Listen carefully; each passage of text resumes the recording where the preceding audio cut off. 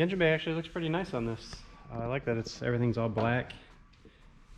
And looks nice and clean, like they actually put a little bit of effort into it. I like it. Problem number one though is we have no vacuum line on the fuel pressure regulator, which that won't work. So I'm gonna have to fix that real quick. So our two sons is probably 3 inches away from the end of the exhaust. Not ideal. It makes low speed, idle, cruising air fuel ratio super sporadic.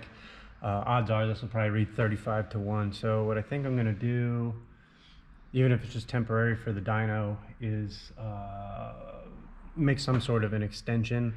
It's on the lift and I have the stuff to do it, so why not make my life easier. Once you start going full throttle and get some actually exhaust speed coming through it, it's usually pretty close, but again, it's in a position that I can do this right now, so I think I'm just gonna make something up real quick.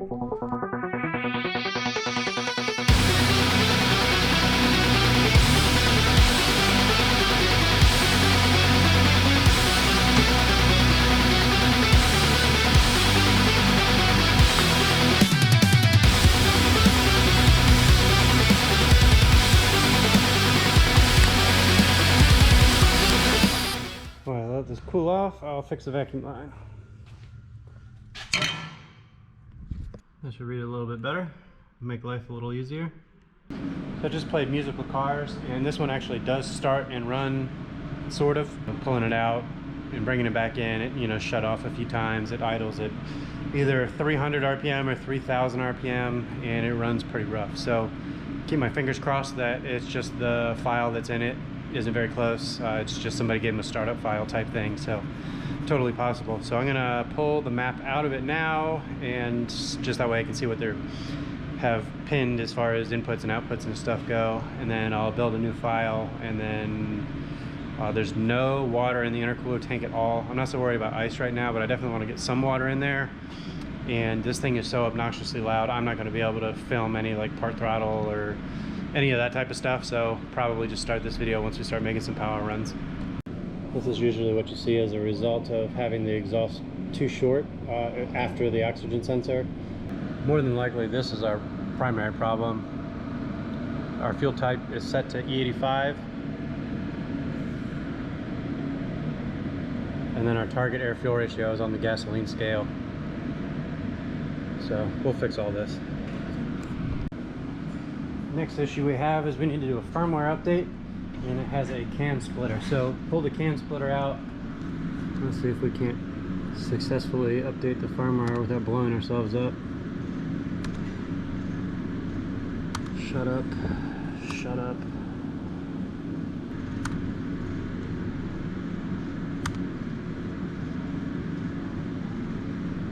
Hey, first try. Awesome. Looks like he brought a whole computer that hasn't even been taken out of the box yet. That's different. Apparently Whipple can't tell him how much boost this thing's gonna make with the pulley combination, and they gave him contact info to somebody else because maybe they would know, and it all seems a little bit strange. Ultimately I can't change it, so it is what it is. So we'll just start slow and baby step into it. And we don't have a boost controller, we don't have any other pulleys, so it's just gonna make what it's gonna make. One of the more difficult parts of this one is the power that he wants to make and thinks that this is going to make is significantly different than what I think it's going to make, and I hope I'm wrong. TPS auto set. Shoot this file into the ECU. Assuming this will start, it's going to be obnoxiously loud. They have the fuel pump wired to the dash, so you got to use a button for it. Not a huge fan of that. Alright, I gotta plug our splitter back in so the dash can communicate. It's ready to start, and I probably have too much fuel in it. Let's see what happens.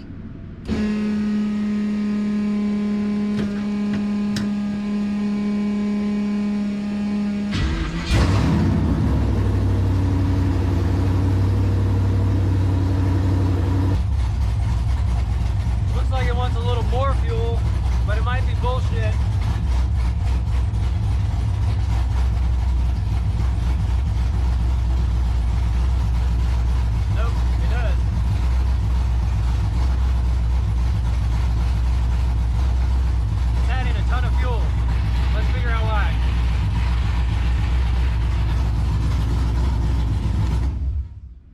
it's actually running like a normal car now. I was a little kind of wavy at first, but that seems to be a little bit straight. But it looks like it wants a shit ton of fuel at idle, and it's not just BS reading, because giving it fuel makes it happier. Let me verify what the hell the fuel pressure's at.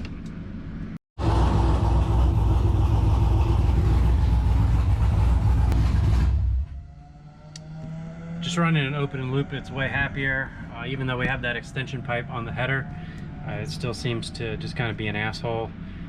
And it runs 1000% better than it did before. So I'm gonna finish warming it up, put some water in the intercooler thing, and I think we're ready to get started.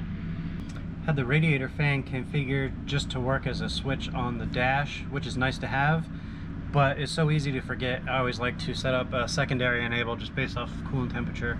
So now once the coolant temperature reaches a certain point, or the switch on the dash is turned on, then the fans will work. Because I'm super dumb and I'll forget to turn the fans on throughout the day, so not have to worry about that anymore. We're low on gas too, so I'll go ahead and fill that up at the same time.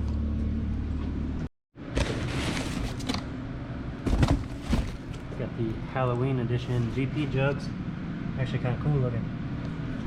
Usually I do all the part throttle stuff first, but so far it's already revving so clean and seems in the ballpark.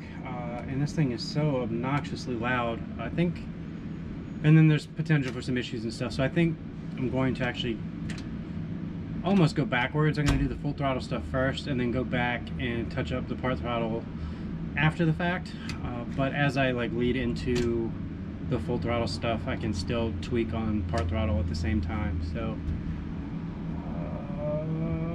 I think we're about ready to start making our first runs. I'll probably make the first run. Converter feels pretty loose, so I'll probably start around 3,000, and I don't know, probably take it up to like 5 grand or something like that.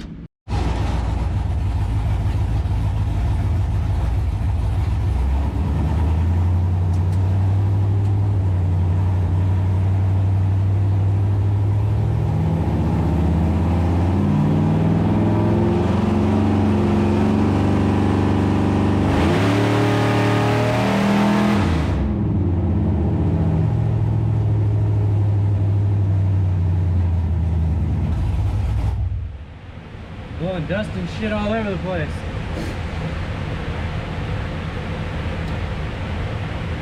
Probably not much of a shocker, but the AM wideband completely took a dump in the middle of the run. Does the loudest 400 horsepower I've ever experienced. So it looks like I need to add probably 8 or 9%. And at 5,000 RPM, it made a little less than 5 PSI. So I did pull a handful of degrees of timing out of it to get started, but I just don't see how this thing, unless the boost really goes ape shit above 5,000 RPM, I don't think that this is even going to make close to half of the power he thought it was going to make. Guess I can check the belt and see how it's tension and all that good stuff. I can't say I have the warm and fuzzy so far. Sped the run up a little bit because it felt like it was dragging forever. Shit. I guess I should roll the windows up so the dust storm doesn't get me.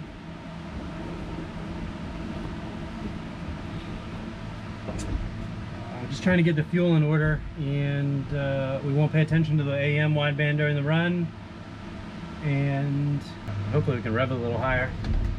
Not going to put any timing in it until we can rev it all the way out, and unless it picks up a bunch of boost, I don't even know if it's worth going any further, because I know he's not going to be happy with, you know, 4 or 5 pounds or whatever.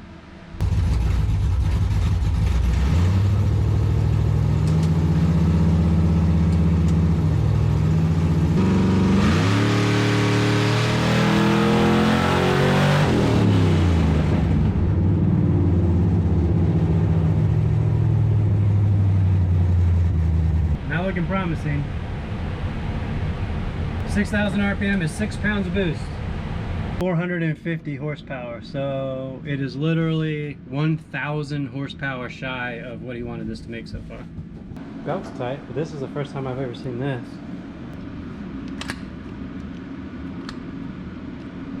Bypass was just stuck open.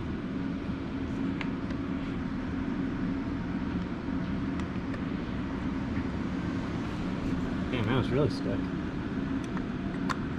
we go. Alright, let's try it again with that not stuck. It's some pretty massive fuel changes to try and get this thing closer. It's so loud.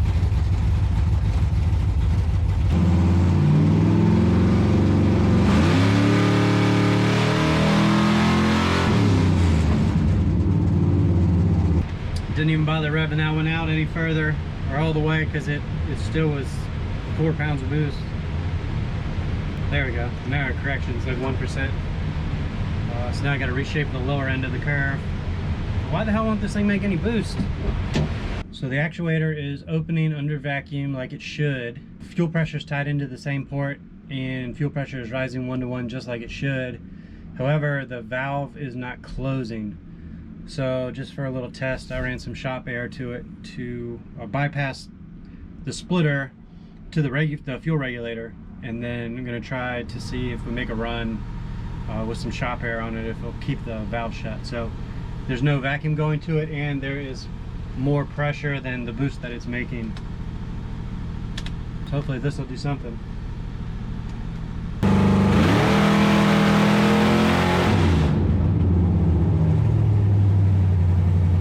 That worked. I saw like 15 pounds and just kind of let out.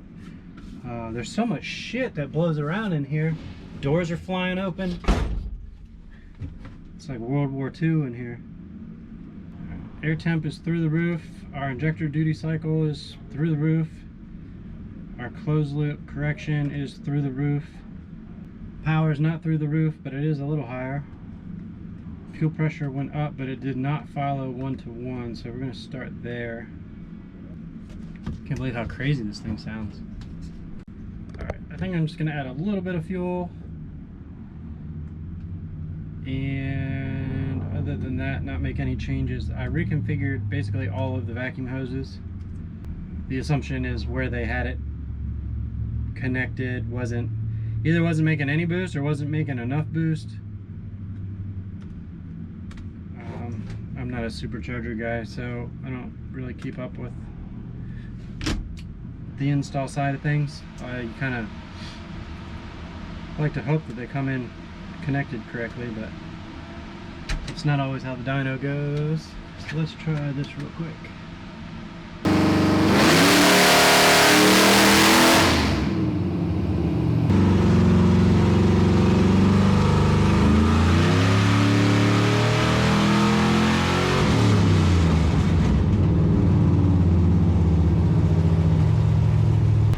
PSI again.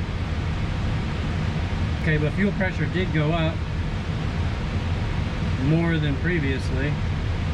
So I guess I'll have to re-hook the bullshit up to keep the valve closed. And then they might have to just figure that thing out on their own after the fact. My hopes and dreams are dwindling fast. See if we can't keep the valve shut on this run.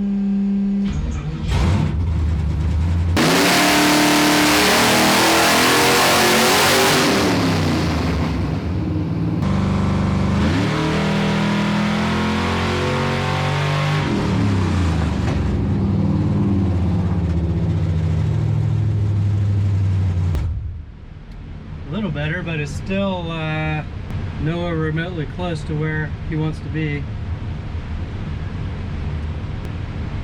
Alright, so fuel pressure's up. Duty cycle dropped 20%. Intake air temp's almost 200 degrees. Need to add a little fuel right when I hit the gas, but after that it's pretty close. I made 16 pounds. And I revved that to about 6,000. It's not really climbing. The power is just pretty much like flat from the time you hit the pedal. I pulled a truckload of timing because I had some suspicions of some potential problems on this. So now that the fueling's close enough, I'll just put a little bit of timing in it to see if it looks like we hit it with some nitrous or something.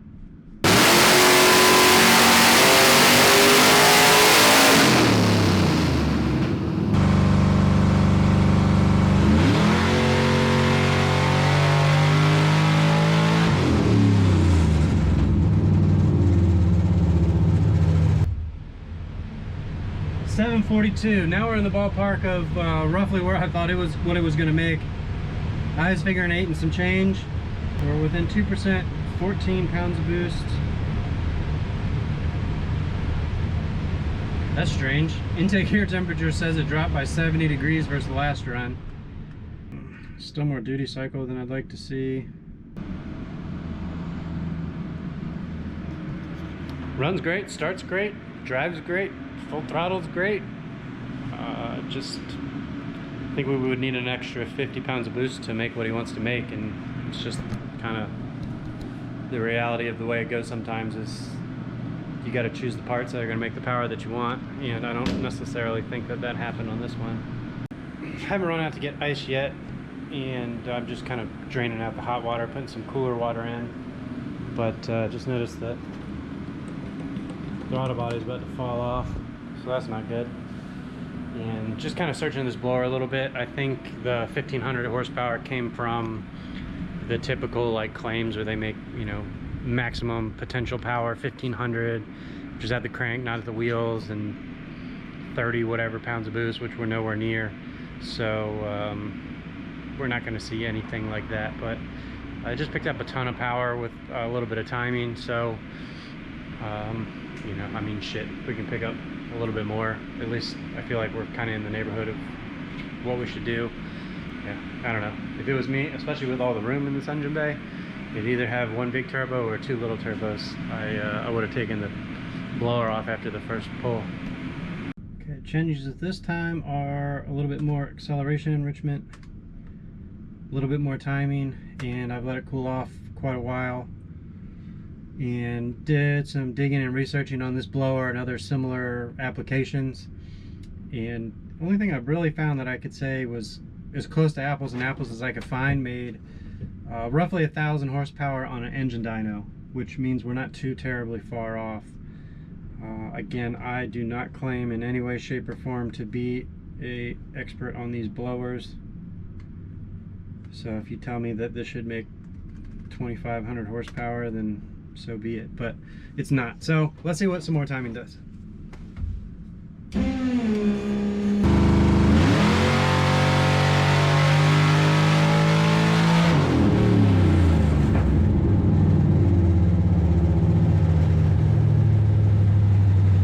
$780. So with how much timing I put in it and how much it picked up, that's probably about all it's going to do. Fuel pressure good. Air temp says 130. I don't know why I was reading so high before. It's like physically impossible for there to be that much of a change. This thing sounds like it's making 4,000 horsepower. Oh, never mind. I don't know. I thought it made... Oh, it made 740 before. I thought it made 775. Well, that's good. Let's get some plugs out of it. Maybe we can throw some more timing at it. These are the last 2 runs, so that was with a little more timing. Ribbit! You can see we got a little heat in the plug. Still looks to me like we got a degree or 2 before we got to start worrying about it. So let's try another degree and make another run. It's about the end of the day. I would like to get some ice in it, but I'm not going to run to the store just to make one more run. Ultimately, the power is so far off on this compared to what he expected it to be. My assumption is that he's going to probably immediately make some changes and try and get a little bit more power out of it. Maybe I'm wrong, but either way, like I said, unless this picks up something significant, we're probably just going to call it quits here. Based off of the plugs, it's not like we're going to be able to put another 5 or 6 degrees of timing in it. So let's try this out real quick.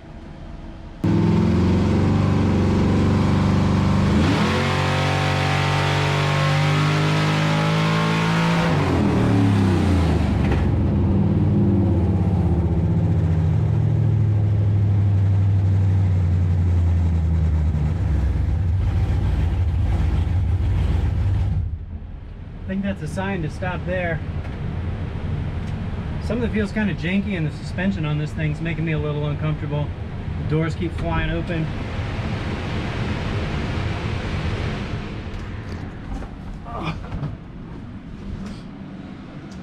like nice round even numbers. So I'm still going to give this a little more Excel enrichment. You can see pretty close, and then right with throttle it spikes up pretty lean and then comes right back down, and then you see our closed loop correction is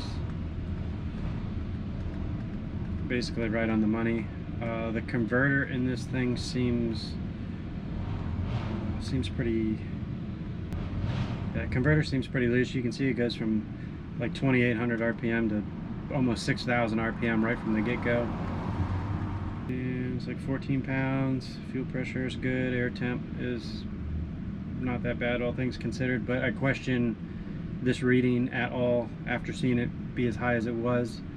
Duty cycle is pretty high, again, for what he has. So either this is making more power than it shows and it's just not being converted through the, you know, somewhere in the drivetrain. It has some big losses, which trans will eat up some. Converter could potentially play a pretty big role in that. But as far as what I'm able to do with the laptop, it's running pretty good, other than, like I said, I'm going to touch this up a little bit. And even still, like, it doesn't hiccup or fart on itself or anything right here. But we'll still clean that up. Well, I put 1.5 degrees in it. It picked up like 20. So even if we put another 2 degrees in it, you know, it's not like it's going to pick up another 50 or 60 horsepower. And if we look at the plugs, we still haven't made a dent in that, so we're nice and safe there. But the other thing is the water pump is leaking some water, and this belt is already about to kill itself. So I think I'm just going to talk it over with the customer, just see what he wants to do before I go beating on it, trying to find every last horsepower. If I had to guess, he's probably, considering what he wanted to have and where he's at now, I can't imagine he's going to be happy with it. So I'm guessing he'll probably make some further changes, whether it's pulleys or whatever.